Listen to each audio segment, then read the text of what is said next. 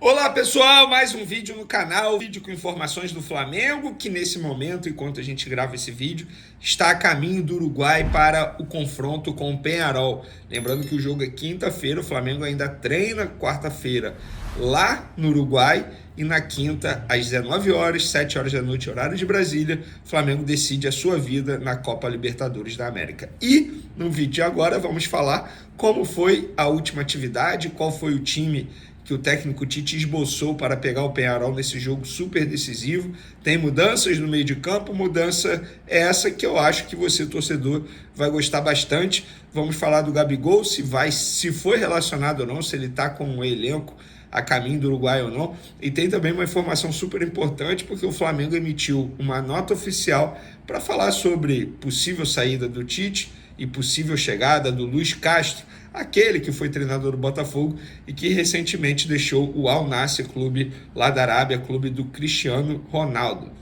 Já a gente vai falar sobre isso. Vamos para as informações? É o seguinte, galera, mais cedo soltei nas outras redes sociais aí uma informação extremamente importante sobre a eleição presidencial do Flamengo, que vai acontecer no dia 9 de dezembro desse ano. Vai acontecer com urnas eletrônicas.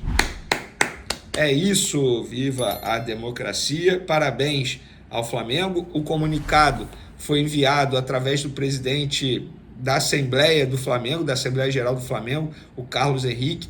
Todos os sócios receberam, eu tive acesso a esse documento e eu publiquei nas outras redes sociais, então fica aí o registro no vídeo agora. Hoje pela manhã o Flamengo treinou lá no Ninho do Urubu, um treino, digamos assim, muito bom, muito produtivo, segundo pessoas que acompanharam ali o treinamento do Flamengo. Acho que os jogadores chegam muito prontos, pelo menos o time titular chega muito pronto, sobretudo fisicamente, para esse duelo com o Peñarol. Ficaram aqui no Rio de Janeiro, não foram para Porto Alegre para o jogo do final de semana, focados exclusivamente, se alimentando bem, dormindo bem. E na atividade dessa manhã, o Tite manteve aquilo que ele fez ontem. Rossi no gol, Varela na lateral direita, Fabrício Bruno, Léo Pereira e Alexandro. Léo Ortiz como primeiro volante, De La Cruz como segundo volante ali e Arrascaeta, meio armador, numa ponta. Gerson numa outra ponta.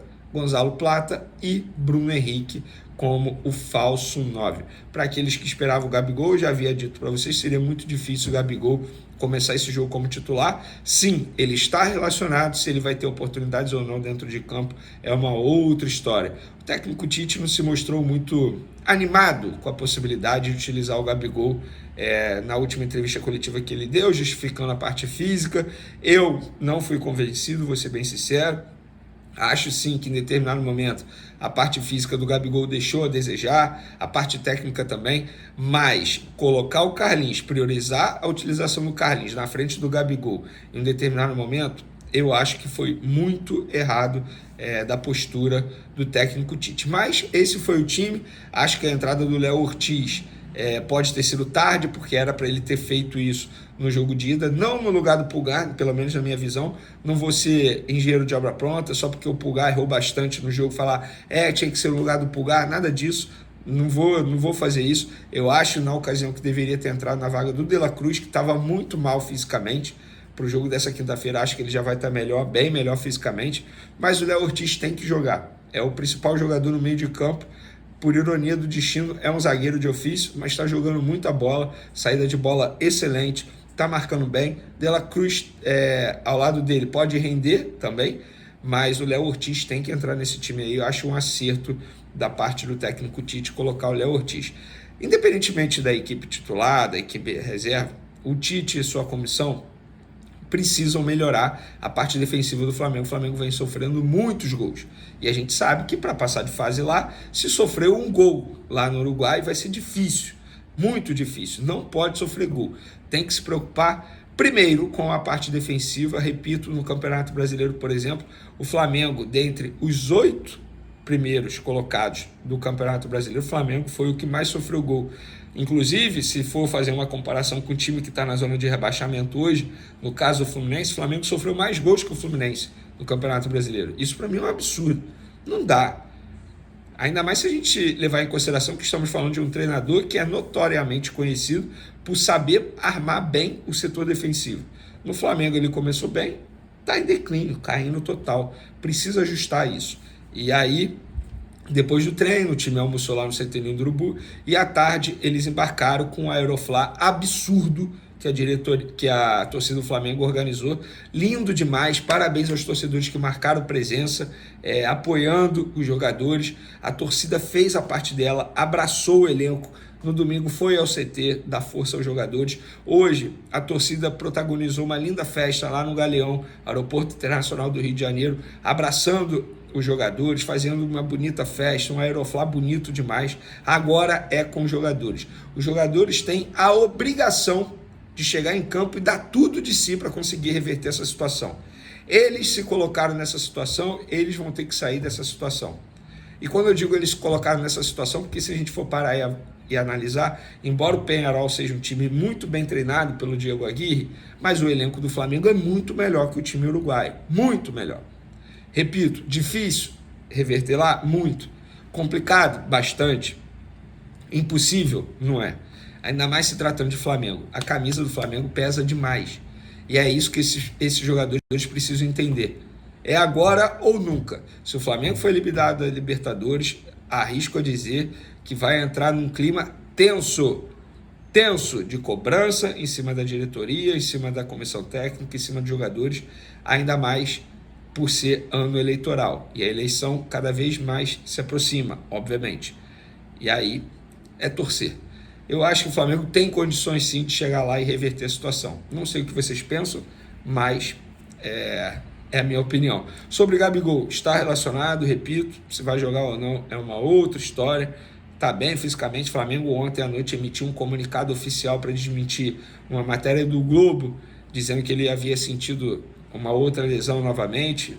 Desmentiram, mas na nota oficial, entre linhas, acabou deixando nítido ali que ele não foi relacionado contra o Grêmio porque o Tite não quis.